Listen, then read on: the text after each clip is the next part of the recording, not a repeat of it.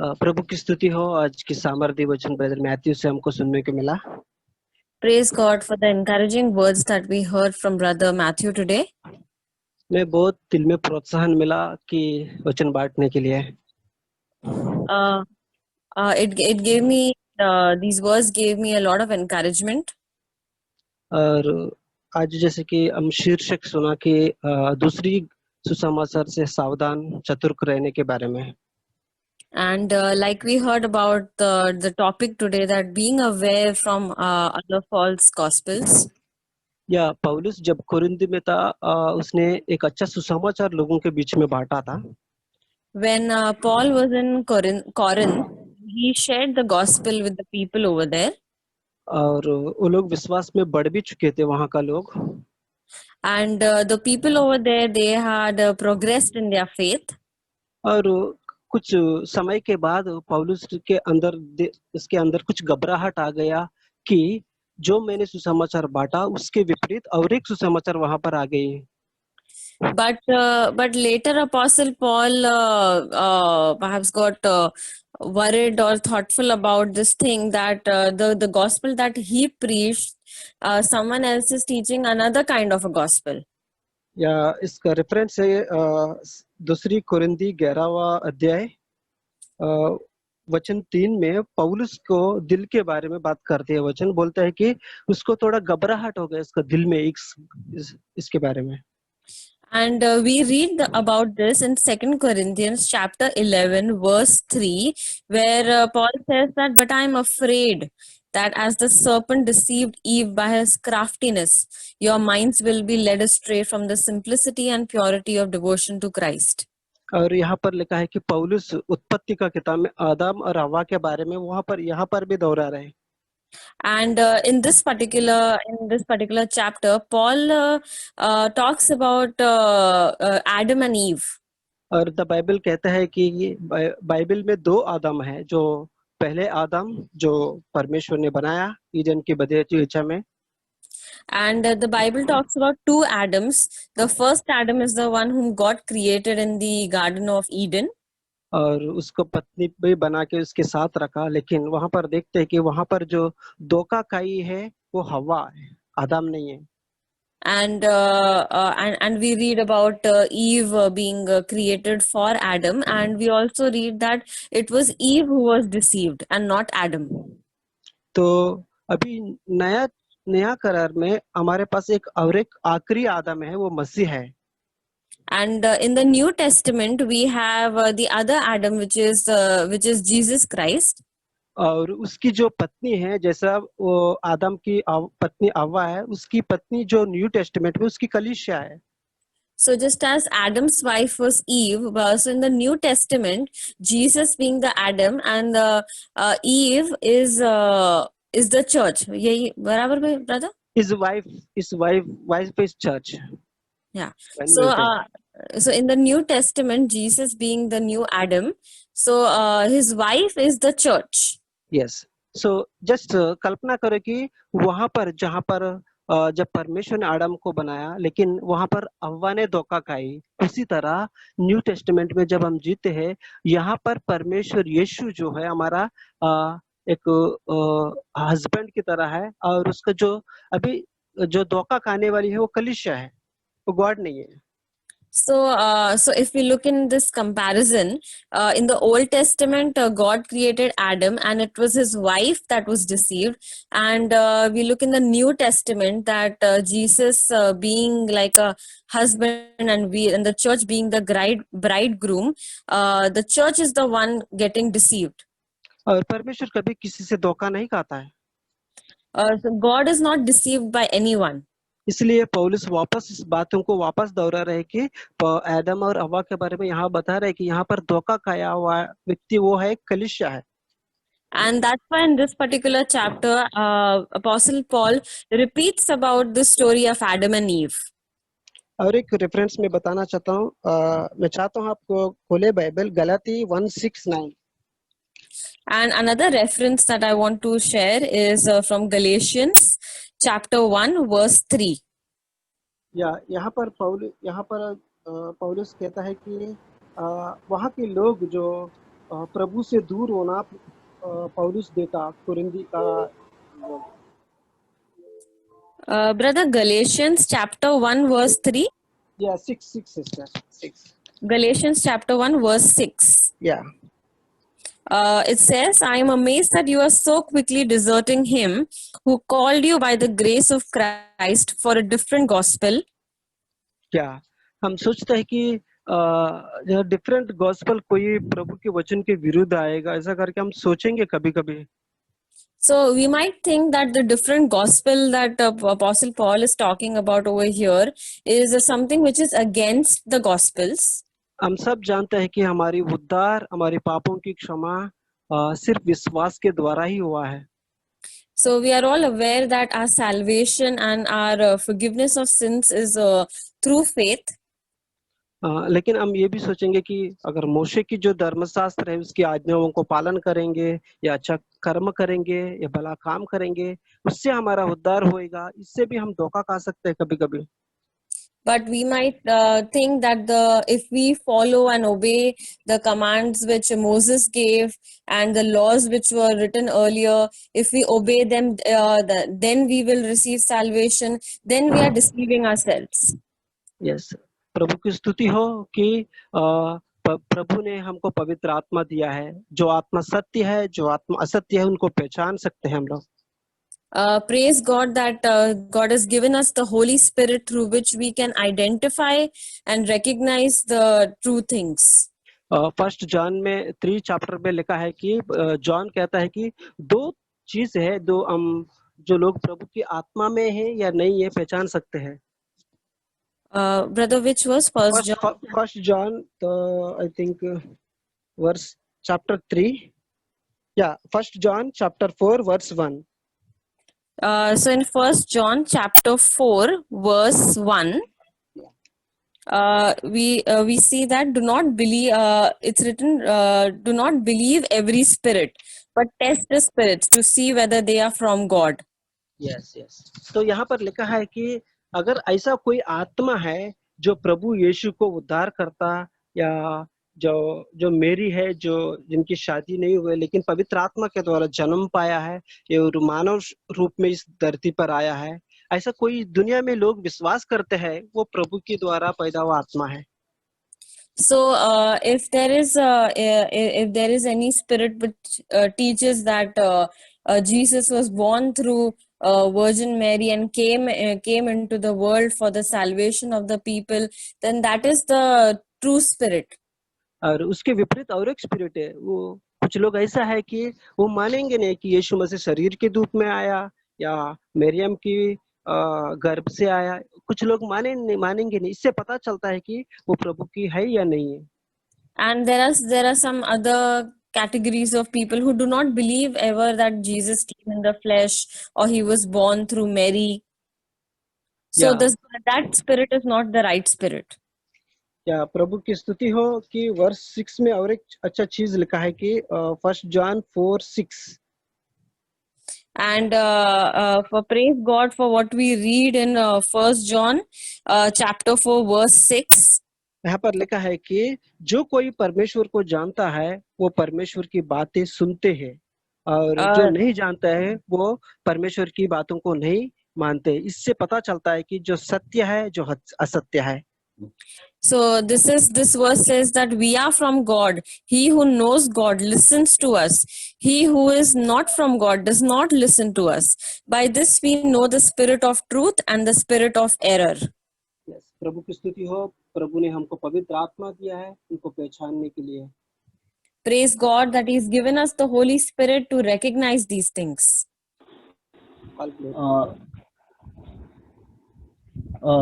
मैं भी प्रभु का धन्यवाद करता इस वचन के लिए जो आज हमने सुना ब्रदर मैथ्यू से. I thank God for the words that we heard from Brother Matthew today. ये चीज मैंने अपने जीवन में एक्सपीरियंस करके ही आया हूँ. I too have experienced all these things in my life. CFC में आने से पहले मैं ऐसे बहुत सारे जगह पे गया हूँ और बहुत कलीसिया में गया हूँ जहाँ पर मैंने ये सब चीज देखा भी है. Before coming to CFC, I have experienced and been in such places where I have seen these things. और बहुत डरावनी बात ये है कि हमको खुद को पता पता भी नहीं चलता कि हम खुद डिसीव भी हो रहे हैं। And the scariest part is that we ourselves don't realize that we are being deceived. मैं 2010 में यीशु में आया और 2010 से 2016 तक मैं डिसीव हो रहा था और मुझे पता भी नहीं चला। I came to the Lord in 2010, and from 2010 to 2016, I was getting deceived and I did not even realize it. क्योंकि मैंने ऐसा सुसमाचार सुना कि यीशु आया है हमारे लिए, वो हमें ब्लेसिंग देगा, हमारे जीवन में आशीष लाएगा, बरकत देगा। तो ये सब बातें ट्रू लगता है, तो हम डिसीव नहीं हो सकते इससे। So the gospel which was preached to me was Jesus came into the world to bless me and to give me all sorts of blessings on earth. अगर आप ऐसे कोई आपसे कहेगा यीशु आपको चंगा करेगा, यीशु आपके जीवन के हर दुखों को दूर करेगा, आपको ब्लेसिंग देगा, आपके मुसीबत से दूर करेगा, तो आपको अच्छा लगेगा, बोला हाँ शायद यही गॉड है करेगा। So if anybody told you that Jesus came into the world to give you healing, to take away all your pains, to free you from all your troubles, so anybody would feel that okay, yes, this is the true gospel. और deceive होना मतलब कोई आपको ऐसे चीज से नहीं deceive कर सकता जो बहुत उसमें बहुत अंतर होता है। So and nobody can deceive you from something which is starkly different from the truth. तो यीशु चंगा करता है, यीशु आशीष देता है, ये सही बात है, लेकिन ये सच्चा गॉस्पेल ये नहीं है।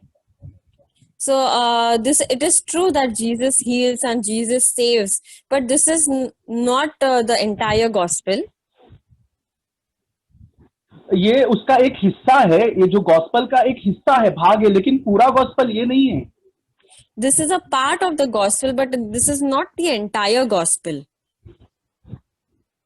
लेकिन मैंने जब गॉस्पेल पहली बार सुना, जब विपुल के घर पे मैथ्यू ब्रदर ने जो शेयर किया था, that is the time I got a real gospel. So I came to know about the real gospel when I heard Brother Matthew share the word at Vipul brother's house. और वो gospel ये है, पहला यूहन्ना 1 में हम पढ़ सकते हैं कि यूहन्ना वहां पर कहता है हमारी जो संगति है परमेश्वर के साथ है और उस संगति में हम तुमको बुलाए। And this is the entire gospel which is in 1 John, brother, which chapter and verse? 1 John 1। 1 John 1। तो वहां पर ऐसा लिखा, जो कुछ हमने देखा सुना और उसे सुसमाचार देते हैं, इसीलिए कि तुम भी हमारे साथ सहभागी हो। तो ये बेसिकली जो सुसमाचार है परमेश्वर के साथ फेलोशिप होने के लिए बुलाते हैं। So in 1 John 1, when we read, we see that these apostles are saying what we have seen with our eyes and what we have looked at and touched with our hands. So this is an invitation of fellowship. हाँ, तो ये बात मैंने जब सीखा कि हमारा ये सुसमाचार है, एक्चुअली परमेश्वर के साथ एक रिश्ता बनाने के लिए बुलाया है। That was really totally different gospel, जो मैं पहले सुनते आ रहा था उससे पूरा विपरीत था ये gospel. So when I got to know about this true gospel, that it is about fellowship with Jesus, about a relationship with Jesus, that is when I realized what the true gospel is. और उसके 5वें वचन में हम देख सकते हैं, जो सुसमाचार हमने सुना और तुम्हें सुनाते, देखो यहाँ पर वही सुसमाचार के विषय में लिखा गया है। वहां पर लिखा है, वो कहता है परमेश्वर ज्योति है और उसमें कुछ अंधकार नहीं है। And in 1 John 1 ahead in verse 5, it says that this is the message that we have heard from him and announced to you, that God is light and him there is no darkness at all. और आगे कहता है, यदि हमारी उसके साथ सहभागिता है तो हम भी उजाले में चलते हैं। And ahead it says that if we have fellowship with him, then we walk in the light. और हमने जैसे गलातिया अध्याय 1 में देखा, उसके 4वें वचन में ऐसा लिखा है, उसने अपने आप को हमारे पापों के लिए दे दिया, ताकि हमारे परमेश्वर और पिता की इच्छा के अनुसार हमें इस वर्तमान बुरे संसार से छुड़ाए। So in 1 Galatians chapter 4, in 1 Galatians chapter verse 4, we read that he gave himself for our sins so that he might rescue us from this present age. तो यही सुसमाचार है। बाइबल कहता है यीशु इसलिए जन्मा ताकि हमें अपने पापों से उद्धार करे, हमें हर पापों से छुड़ाए और एक जयवंत जीवन दे। So this is the true gospel, that Jesus saves us from our sin and gives us victory. तो अगर हमारे जीवन में जय नहीं है, हमारे जीवन में विक्टोरियस लाइफ हम नहीं देख रहे, that is not a true gospel. अगर हमारे पास ब्लेसिंग तो दूसरी तरह की होगी, बट अगर हमारे जीवन में जय नहीं मिल रहा है हमारे पापों के ऊपर और ना हम डिजायर कर रहे, that is not a true gospel. So this is not a true gospel, that although we are receiving the blessings, but there is no victory over sins in our life, and there is no desire of victory over sins in our life, then that is not the true gospel. आमीन। Amen. मैं परमेश्वर को धन्यवाद करता हूँ। I praise God. हमने जो कुछ भी सुना, एक सच्चा गॉस्पेल के बारे में हमने सुना। Whatever we heard today was about the true gospel. और जब भी मैं अपने जीवन में जब मैंने कितने सालों से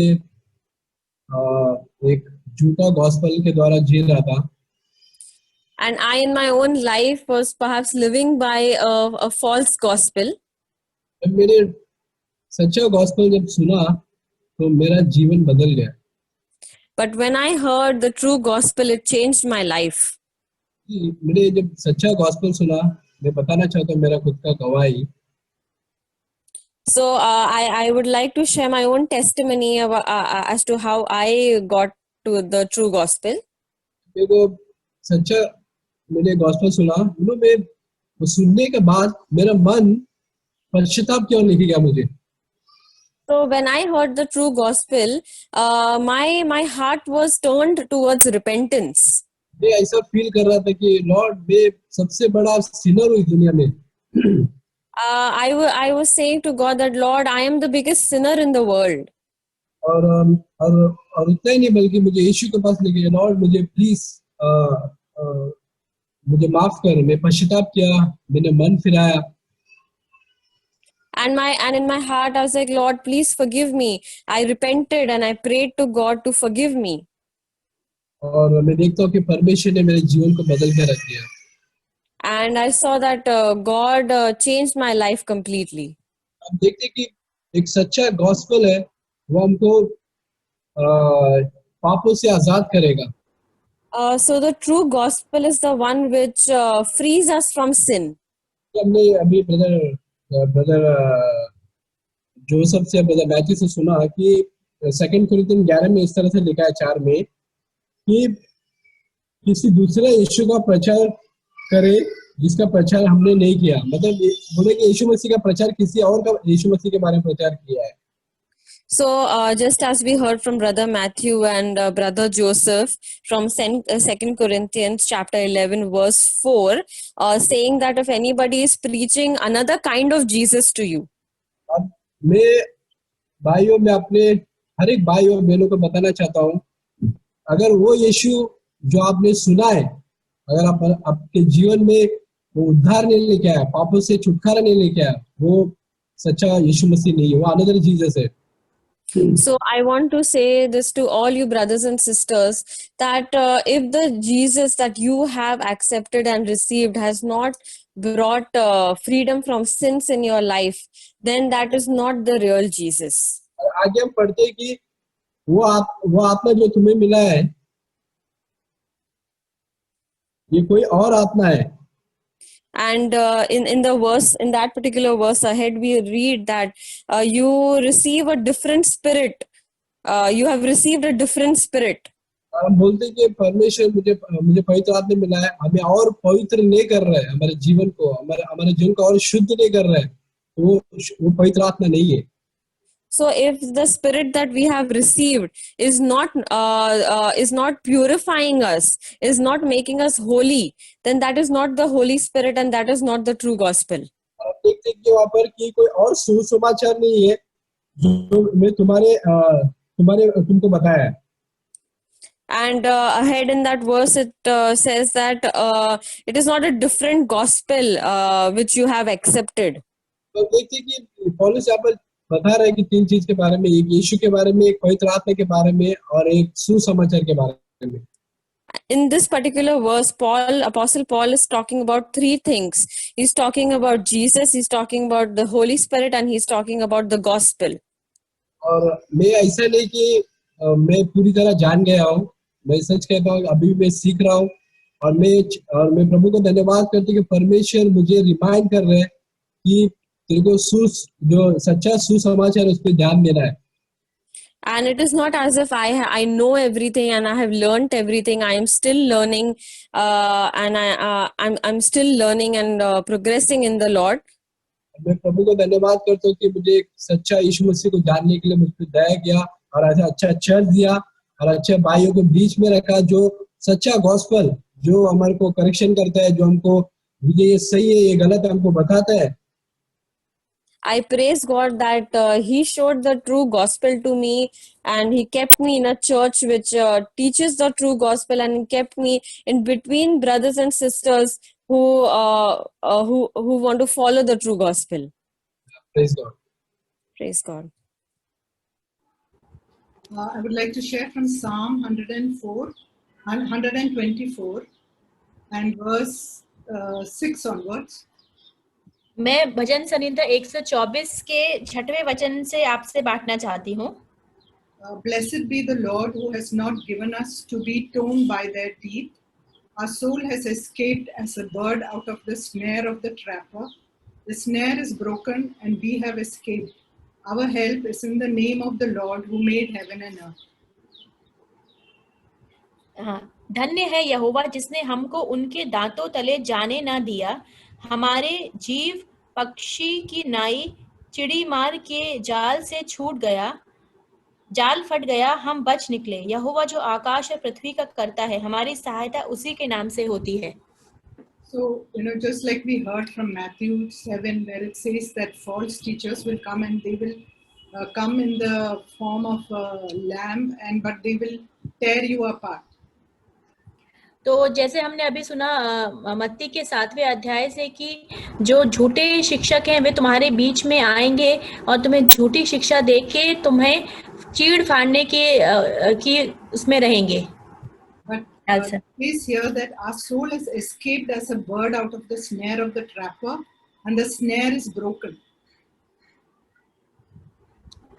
Brother, sister, you are sharing some verse? Yeah, this verse 7, no? Matthew 7 verse 7? No.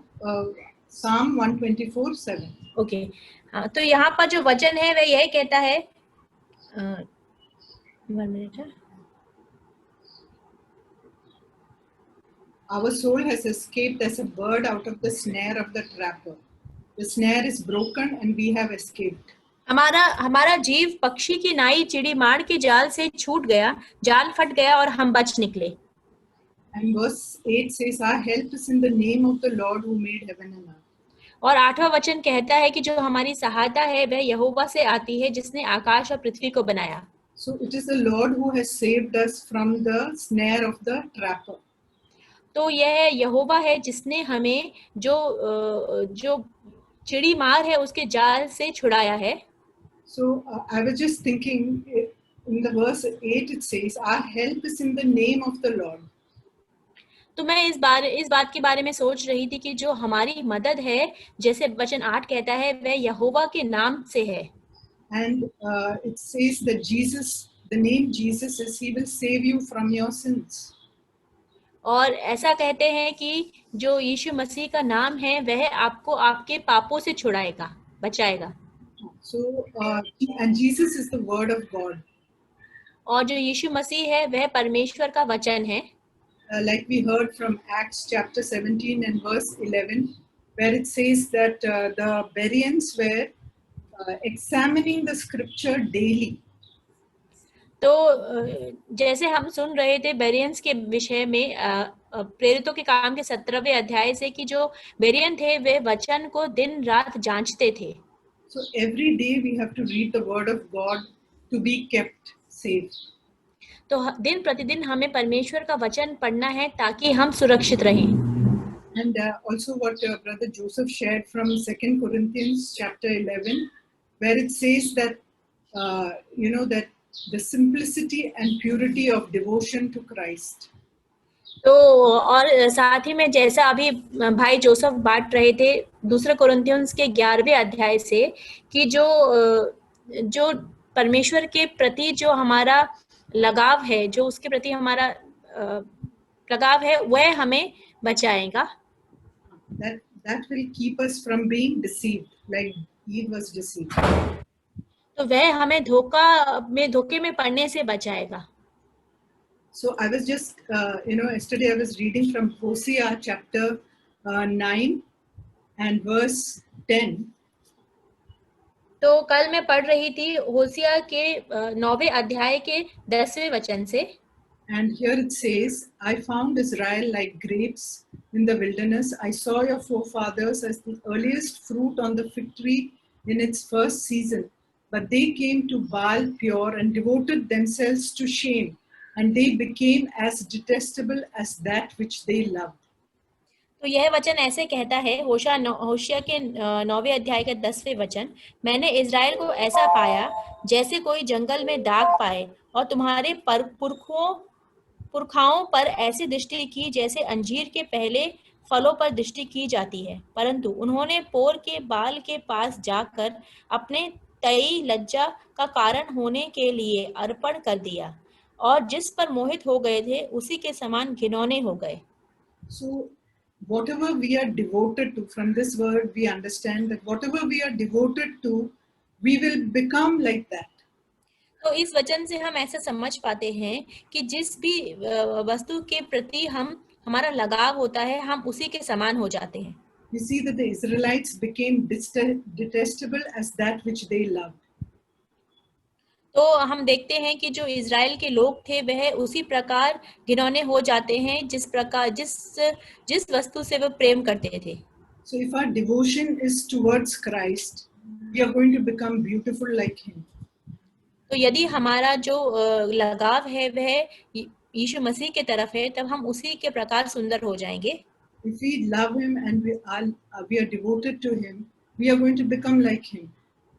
अगर हम उससे प्रेम करते हैं और उसके प्रति पूरी लगाव रखते हैं, तब हम यीशु मसीह के समान हो जाएंगे. Otherwise we will become like the things that we are devoted to. नहीं तो हम उन चीजों के प्रकार की वजह से हो जाएंगे जिसके प्रति हमारा लगाव है. So let us keep that simplicity and purity of devotion to Christ, which is the word of God. तो हमें अपनी हमें उस साधारण रीति से और उस जो सच्चा जो लगाव है परमेश्वर की ओर वह रखना है, और यीशु मसीह की ओर रखना है जो कि परमेश्वर का वचन है. Amen. I want to continue from where we left off. तो मैं आपसे बांटना चाहता हूँ जहाँ पे हमने अभी छोड़ा. Paul mentions about these people who come in sheep's clothing, wolves in the sheep clothing, something like false brethren secretly brought in, who had sneaked in to spy out our liberty which is in Christ. We read that in Galatians chapter 2.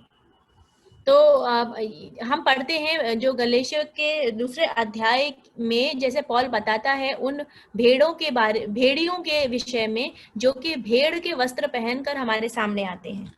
To sneak in something, you don't require a large door to be open. You just need little gap.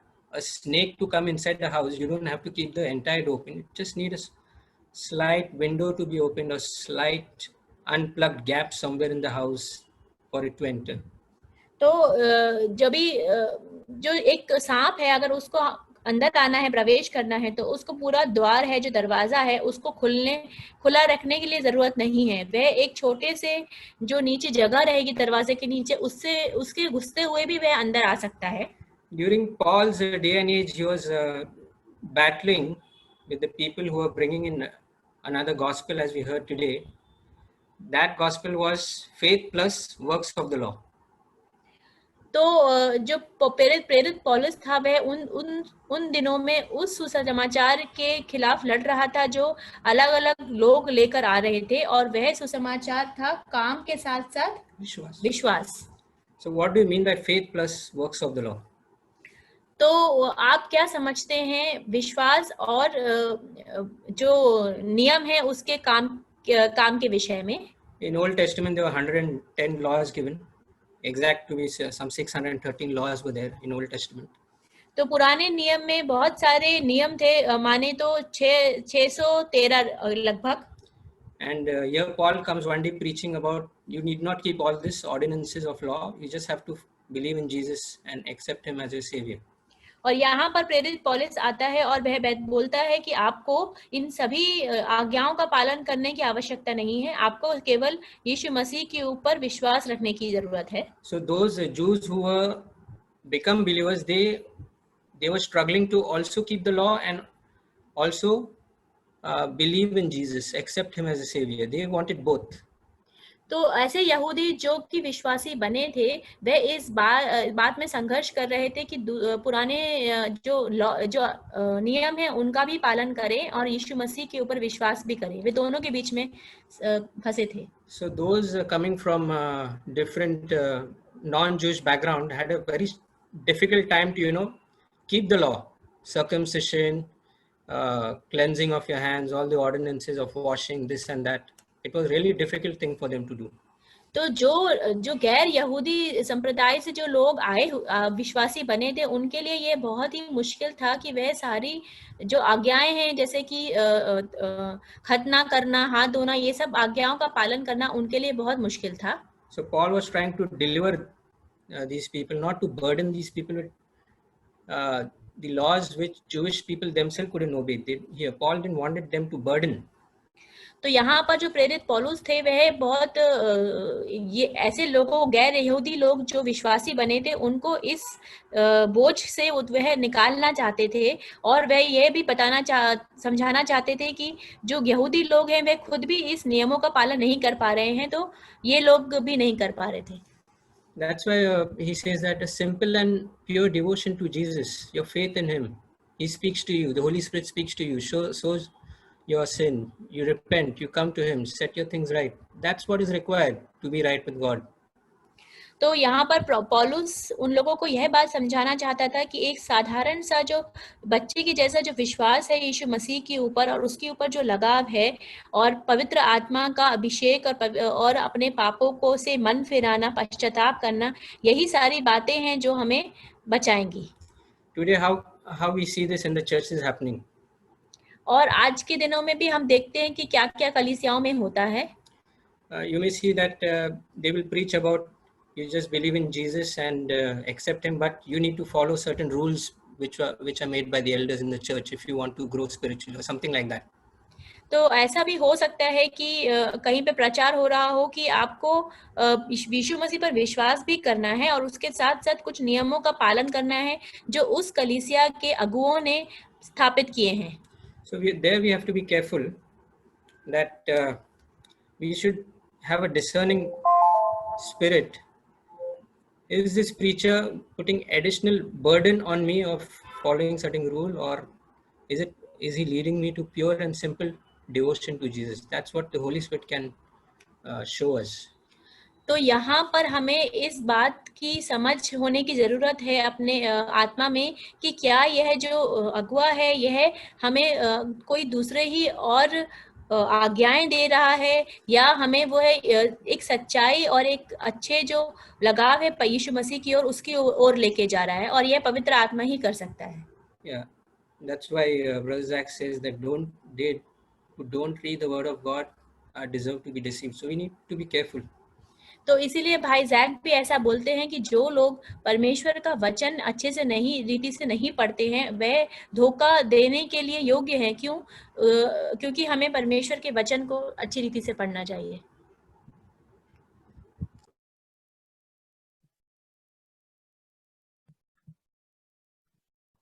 I want to share a few things which came to my mind when brothers were sharing. Brother Vipul can translate. जैसे कि भाई वचन बांट रहे थे तो कुछ बातें मेरे विचार में आ रही थी। So we can hear many types of gospels all around us. और हमारे आसपास से हम कई प्रकार के सुसमाचार को सुन सकते हैं, How will we know which is the right one? लेकिन कैसे हम यह जानेंगे कि कौन सा सही और सच्चा है? So Bible says that Holy Spirit is the one who teaches us into all truth. और बाइबल ऐसा कहते हैं कि पवित्र आत्मा हमें हर एक बातें सिखाएगा और सत्य बातें बताएगा। As we heard, Holy Spirit is our guide to know which is the right doctrine. और जैसे कि हमने सुना कि पवित्र आत्मा वह सही व्यक्ति है जो हमारी अगुवाई करेगा और सही सिद्धांत की ओर। It will lead us into all truth. और वह हमें सारे सत्य की बातों में अगुवाई करेगा। In Galatians 1:8, Paul speaks about what even if we or an angel from heaven should preach a gospel other than the one we preach to you, let him be under a curse. और जैसे Galatians 1:8. Galati अध्याय 1:8 में प्रेरित पौलुस कहते हैं, यदि हम या स्वर्ग से कोई दूत भी उस सुसमाचार को छोड़ जो हमने तुमको सुनाया, यदि कोई और सुसमाचार तुम्हें सुनाए तो शापित है। So that is when Jesus was speaking, he confirmed all the books of the Old Testament. He quoted from Deuteronomy, he quoted from Psalms, he quoted from Proverbs, and from Genesis, and he quoted from many books in the Old Testament and confirmed that all the books of the Old Testament are inspired word of God. और हम देखते हैं कि जब यीशु मसीह ने प्रचार किया उस सच्चे सुसमाचार को, तो उन्होंने पुरानी वाचा से कई सारे वचनों का जिक्र किया। उत्पत्ति की पुस्तक, व्यवस्था विवरण, भजन संहिता की पुस्तक, नीति वचन की पुस्तकों में से कई सारे वचनों का जिक्र करके उन सारी बातों के ऊपर उन्होंने निश्चय किया कि यही सत्य है। And when you come to the New Testament, the teachings of the apostles are the foundation of the church. So all the epistles which are written by the apostles are very important for us to take as God's word. और जब हम नई नियम में आते हैं, नई वाचा के अधीन आते हैं, तब हम देखते हैं कि कई सारे जो पत्र लिखे गए हैं वो प्रेरितों के द्वारा, वह पवित्र आत्मा की अगुवाई से लिखे गए हैं कलीसिया की स्थापना करने, कलीसिया को बनाने के लिए। तो उनकी प्रेरितों की शिक्षा हमारे लिए बहुत ज्यादा महत्वपूर्ण है। So in Revelation 22:18 it says, if anyone who takes anything from this book, that person's portion, share will be taken from the tree of life. और जैसे हम प्रकाशित वाक्य अध्याय 22 के वचन 18 में पढ़ते हैं कि यदि कोई मनुष्य इन बातों में से कुछ बढ़ाए तो परमेश्वर उन पर उन विपत्ति को जो इस पुस्तक में लिखी है उस पर बढ़ाएगा।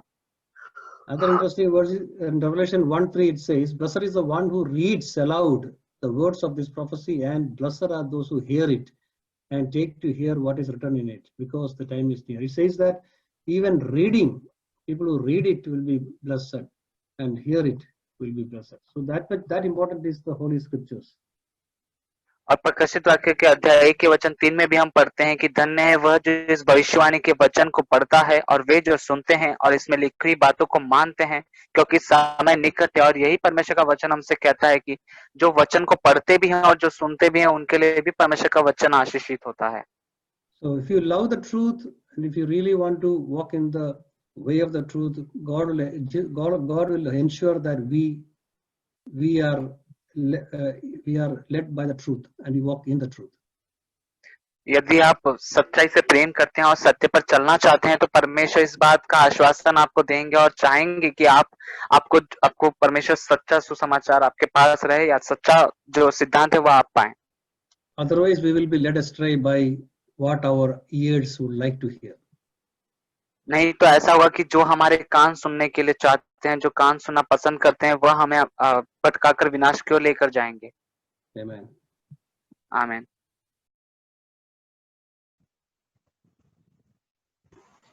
As we are learning about gospels. तो जैसे हम सुसमाचारों के विषय में सुन रहे थे, Gospel, as we are learning, what kind of gospel? The true gospel or a false gospel? तो हम जैसे सुन रहे हैं तो हम किस प्रकार के सुसमाचार के विषय में सुन रहे हैं, सच्चे सुसमाचार या झूठे सुसमाचार? Gospel actually, if we say it, it's the word of God.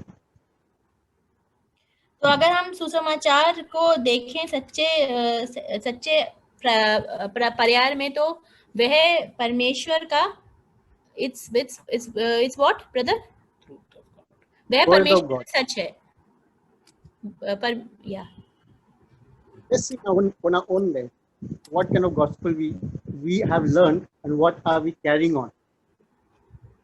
तो हमें ये बात समझनी है कि हम किस सुसमाचार को हमने समझा है और हम किसके आधार पर चल रहे हैं। This is to judge yourself what kind of gospel we are learning, on what gospel we are following. तो यह बात का हमें खुद के लिए न्याय करना है कि हम किस सुसमाचार को हमने समझा है और हम किस सुसमाचार को समझ के आगे बढ़ रहे हैं। Gospel says about obedience. तो जो सुसमाचार है वह आज्ञाकारिता के विषय में बताता है। Obedience to God, obedience to all His ways. तो जो आज्ञाकारिता है वह है परमेश्वर के लिए आज्ञाकारिता और उसके बताए हुए रास्ते पे चलने के लिए के आज्ञाकारिता। In these commandments, उसकी आज्ञाओं को मानना। are we obedient or we are disobedient? Question.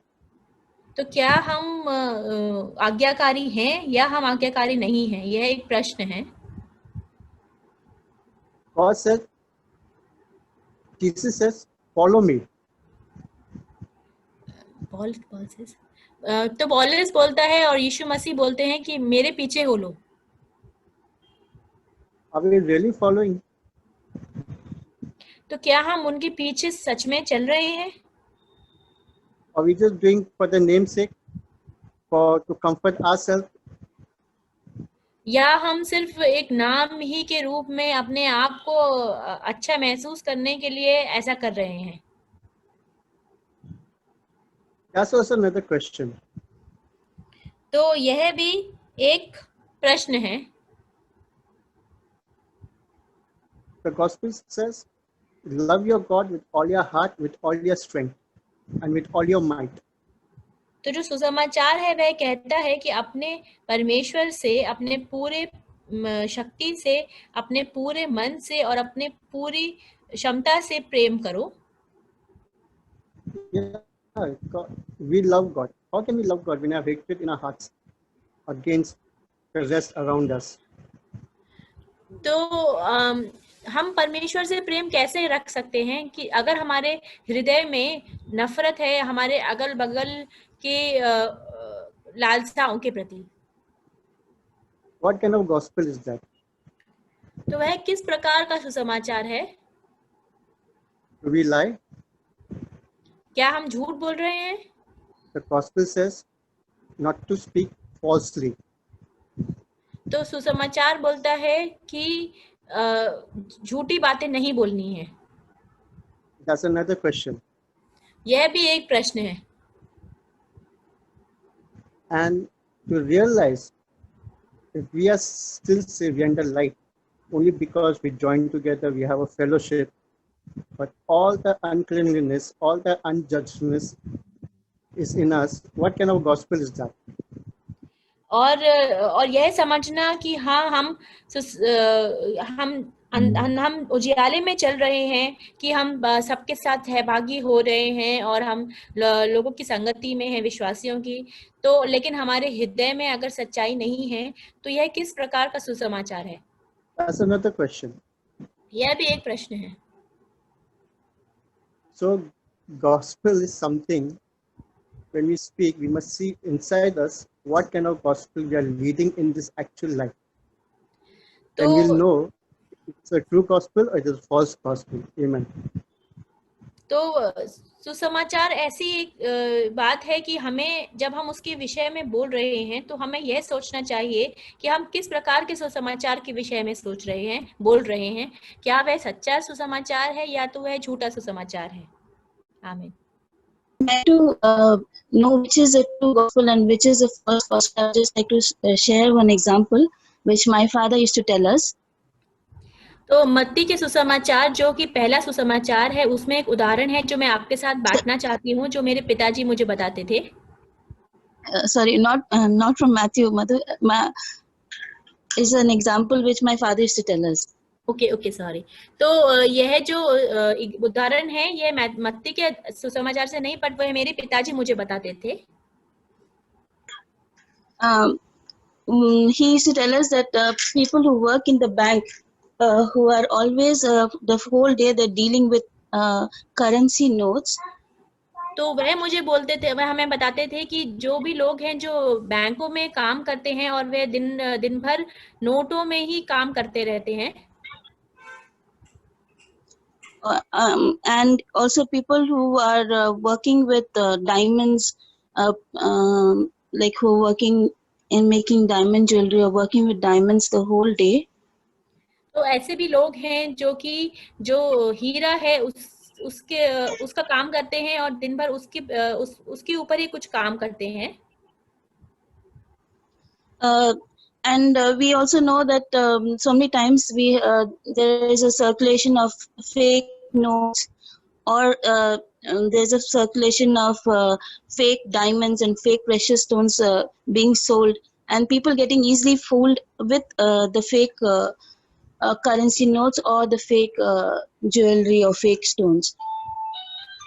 तो ऐसा भी होता है कि समय समय पर जो झूठे नोट हैं उनको लोगों को धोखा देने के लिए, और झूठे जो हीरे हैं वे भी लोगों के बीच में फिराए जाते हैं ताकि उनको धोखा देने के लिए। But the bankers or the people who are working with the currency notes, you can't fool them easily. लेकिन जो बैंक में काम करने वाले लोग होते हैं उनको आप आसानी से उल्लू नहीं बना सकते। And similarly with the people who are working with these precious stones, gems, you can't fool them with a fake stone. तो इसी प्रकार से जो लोग जो कीमती जो हीरे हैं जब और अलग अलग पत्थर हैं उनके पे काम करते हैं, आप उनको भी जल्दी से बेवकूफ नहीं बना सकते। The reason is that these people, they are not taught about the fake stones or the fake, they're not given teaching about the fake notes, like this is a fake note, this is how it is. No, but they are made to study in deep the real note or the real currency note, the markings that are there on the real currency note, that they're so familiar with the real one. The moment they touch a fake one, they can easily make out. Their fingers are very sensitive to the real one, that the moment they touch a fake one, they know this is a fake one. तो इसके पीछे जो कारण है कि वह जल्दी से उनको बेवकूफ नहीं बना सकते, वह कारण यह है कि इन लोगों को इस बात के विषय में ज्यादा पढ़ाई नहीं कराई जाती कि जो झूठा नोट होगा जो वह कैसा होगा, और जो झूठा हीरा होगा वह कैसा होगा। उनको यह पढ़ाई कराई जाती है कि जो, और बहुत अच्छी रीति से कराई जाती है कि जो सच्चा नोट रहेगा या सच्चा हीरा रहेगा उसकी क्या पहचान है, उसमें क्या क्या निशानी है। तो इस कारण जैसे ही वह झूठे नोट को छुएंगे वे तुरंत पहचान जाएंगे कि यह झूठा है। So similarly, that's what all our brothers and we've been learning, that to be sensitive to a fake gospel or to a fake Jesus being preached to us, we should study the true gospel and fill ourselves with the true gospel continuously, so that the moment we hear something untrue or away from the real gospel, we are easily sensitive to that. And that's what was a peculiarity about the Berean Christians. तो यही जो अभी बात थी जो भाई लोग हमारे बीच में बांट रहे थे कि धोखे से बचने के लिए जो झूठा सुसमाचार है उससे बचने के लिए जो हमारे पास जो पवित्र शास्त्र है और जो हमें सच्चा सुसमाचार सुनाया जाता है उसके प्रति हमें सचेत रहना है, और उसके प्रति हमें मन लगाकर रोज सुसमाचार अपने शास्त्रों को पढ़ना है, और इसी प्रकार से हम धोखे से बचेंगे। और यही रीति से बेरियन के जो लोग थे वह चलते थे। And I'm just remembering one more thing that Brother Zach used to say, that there is no epistle to the Berean Christians because they were the special kind of Christians who were a noble people. तो एक और उदाहरण जो मुझे baryon मसीही लोगों के विषय में याद आता है, वे जो ब्रदर जैक बताते थे कि उनके विषय में कोई एपिसल नहीं है, क्योंकि वे अपने आप में बहुत ही खास प्रकार के मसीह हैं। Praise God. परमेश्वर की स्तुति हो।